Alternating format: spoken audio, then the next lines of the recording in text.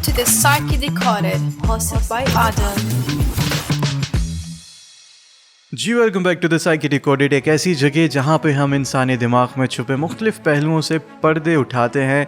जी मैं आदिल हमेशा की तरह आपके साथ। उम्मीद और ख़याल यही है कि आप खैरियत से होंगे।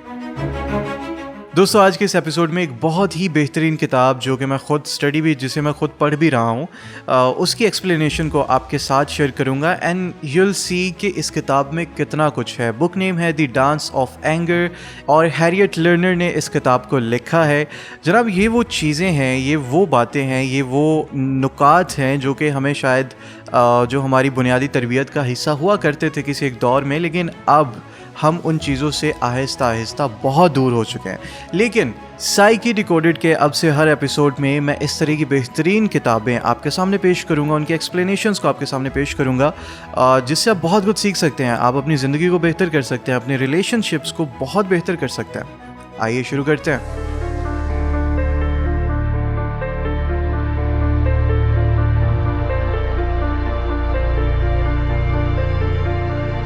दोस्तों गुस्सा एक ऐसा सिग्नल है कि जिसे हमें सीरियस लेना चाहिए। गुस्सा हमें बताता है कि हमारे राइट्स वायलेट हो रहे हैं, हमारी ज़रूरियात पूरी नहीं हो रही या कुछ गलत हो रहा है। ये एक मैसेज है जो कहता है कि अपने इमोशनल नीड्स को इग्नोर मत करो। जिस तरह फिज़िकल पेन हमें ये बताता है कि गर्म चीज़ को मत छुओ, इसी तरह से इमोशनल पेन यानी गुस्सा भी हमें ये बताता है कि अपनी फीलिंग्स और ख़ुद की इज़्ज़त का ख्याल रखना चाहिए। हमारे माशरे में ख़वातीन को बचपन से ये सिखाया जाता है कि गुस्सा ज़ाहिर करना गलत है।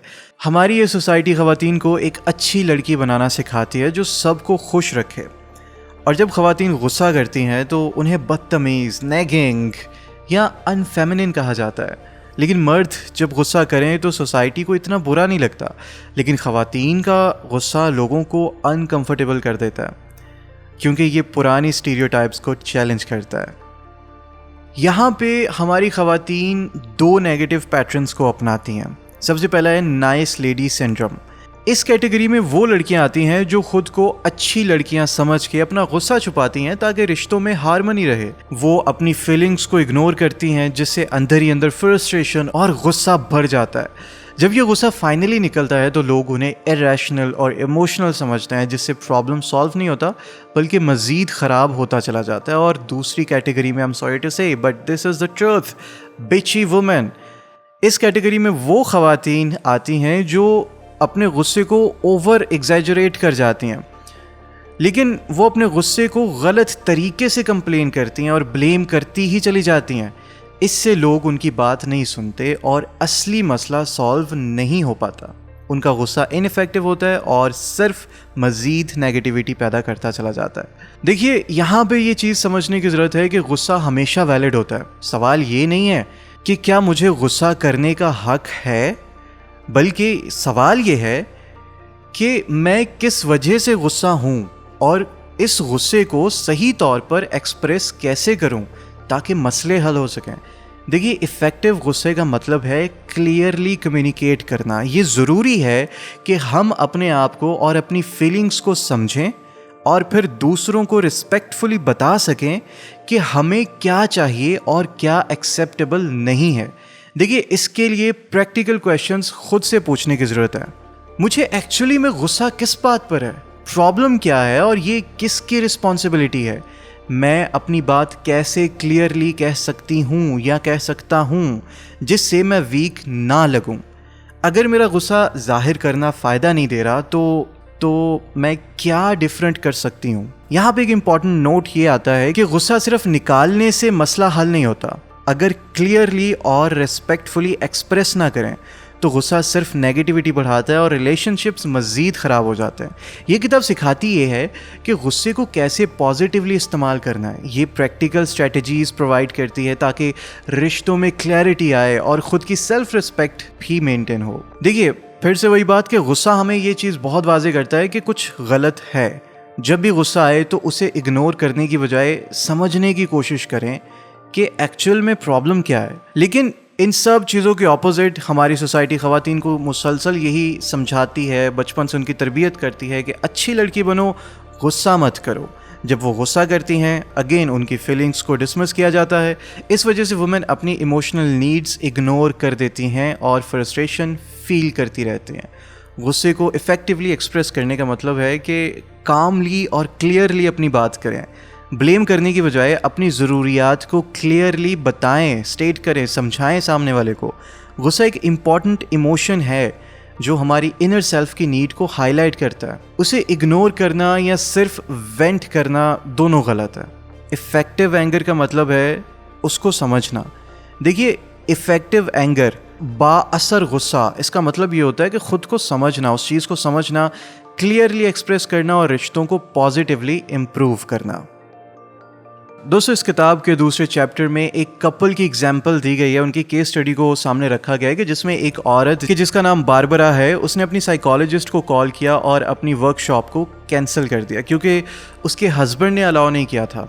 बारबरा ने बहुत लड़ाई की लेकिन आखिर में उसे अपने हस्बैंड की बात माननी पड़ी और फिर खुद भी गिल्टी और अपसेट होना पड़ा कि उसने बुरी तरह बिहेव किया है।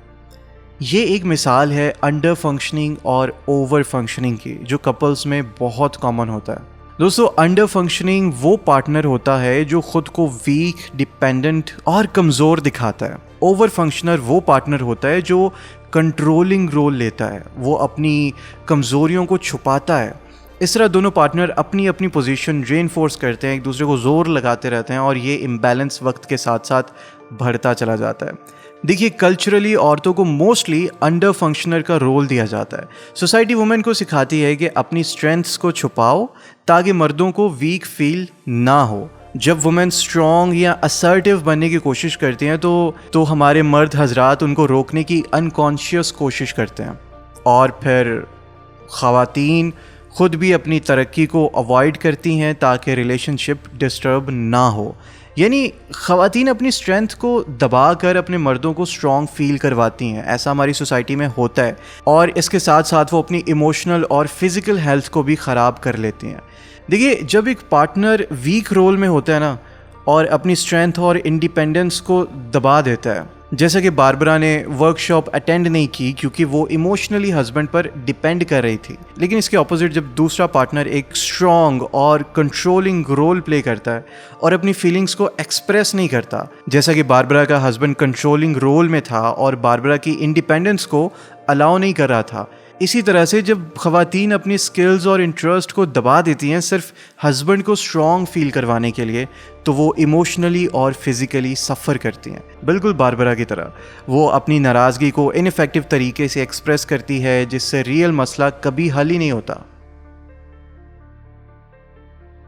देखिए, यहाँ पे हमें ये चीज़ समझने की ज़रूरत है कि अपनी इंडिविजुअलिटी को और स्ट्रेंथ को दबाकर दूसरों को खुश रखना अंडर फंक्शनिंग है, जिससे हमें खुद को ही नुकसान होता है।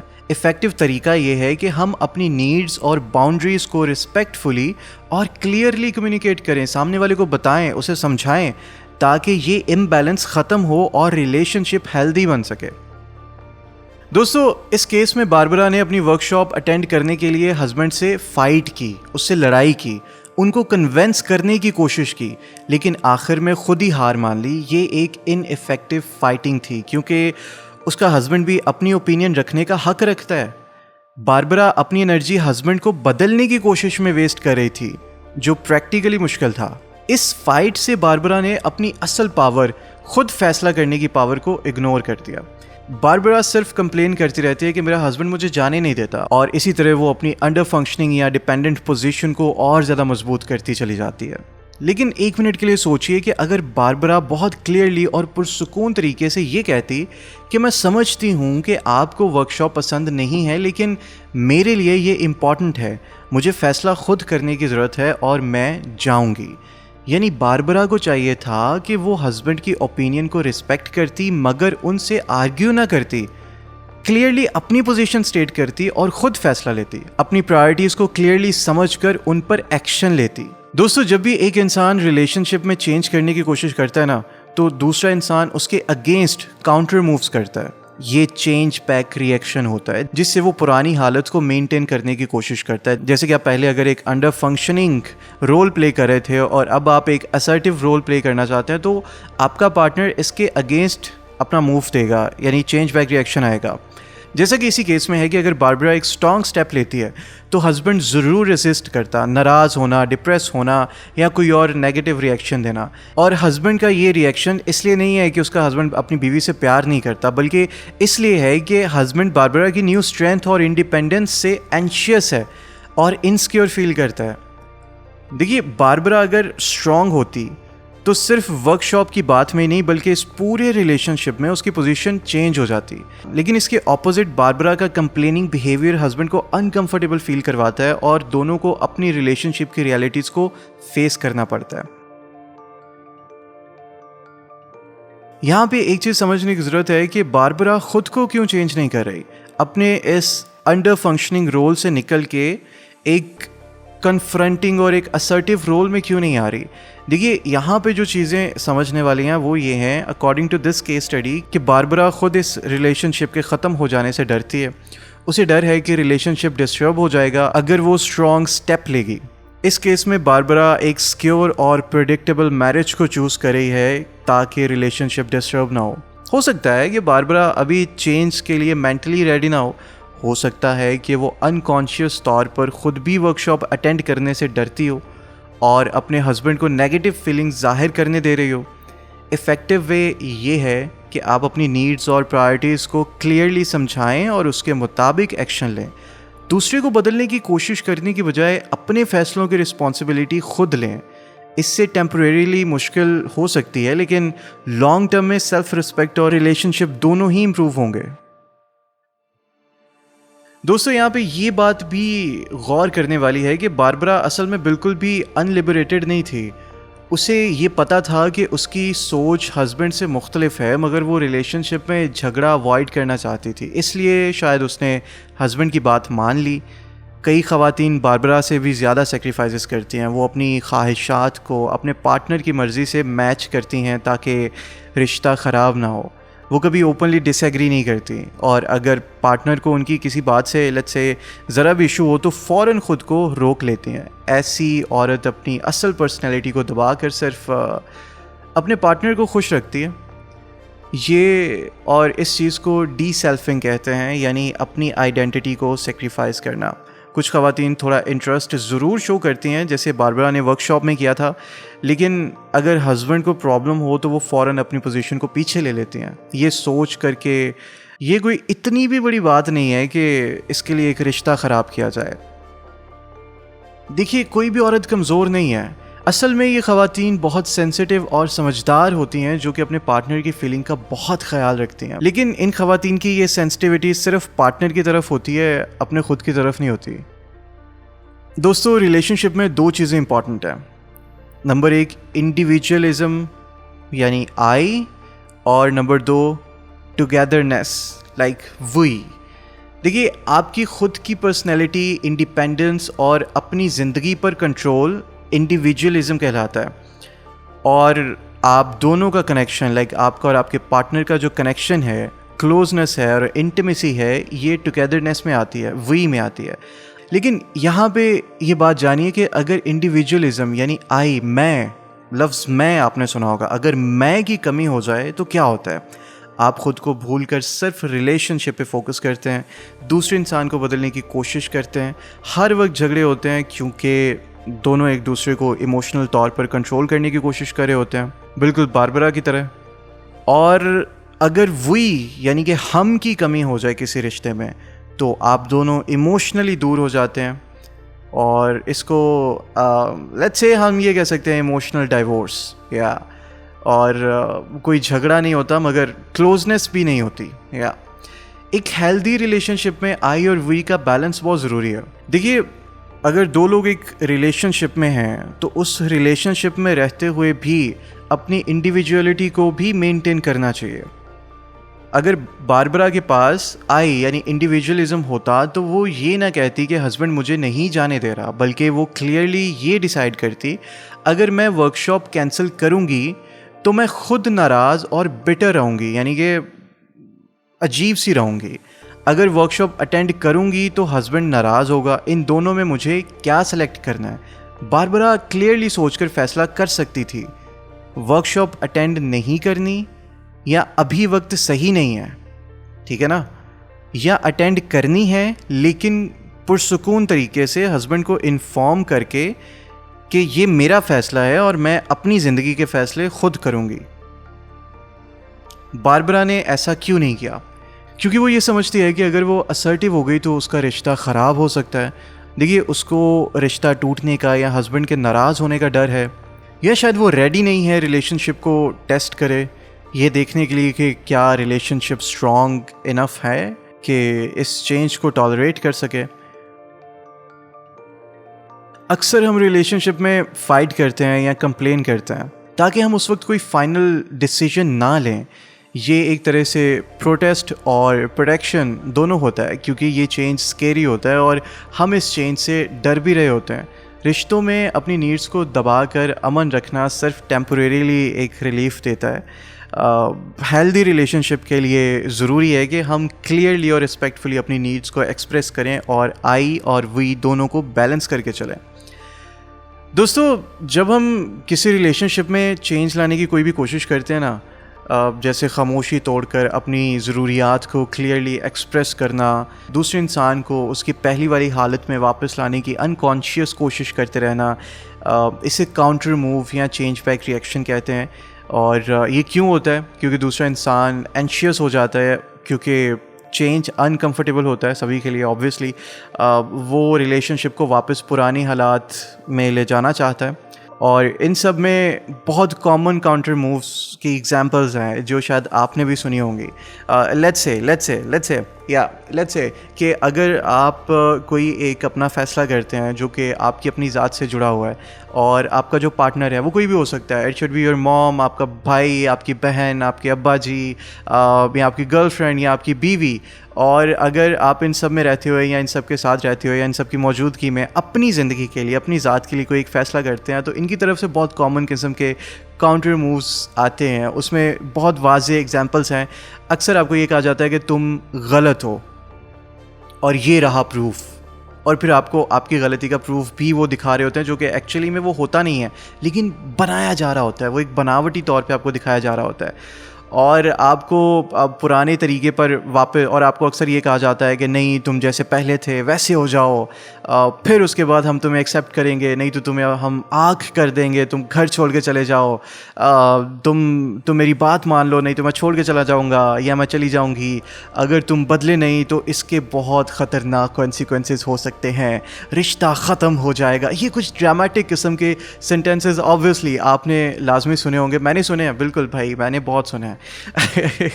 तो देखिए, लोग इसके लिए इमोशनल ब्लैकमेल करते हैं, नाराज़ हो सकते हैं, साइलेंट ट्रीटमेंट या इवन फिज़िकल इलनेस का एक्सक्यूज़ भी इसको इस्तेमाल कर सकते हैं। मतलब अक्सर आपने देखा होगा कि शादी के बाद कुछ ख़वातीन होती हैं, वो कहती हैं यार अपने हस्बैंड से हर वक्त, वो उनको ये कंप्लेन होती है कि यार मैं बीमार हूँ, या मेरे यहाँ पे दर्द है, मैं ऐसे हूँ वैसे हूँ, ये है वो है, तो ये उस कैटेगरी में आ सकता है।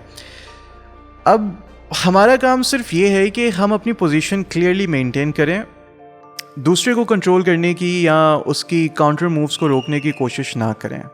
अब यहाँ पे एक बहुत अहम सवाल आता है कि हम खुद चेंज से क्यों डरते हैं।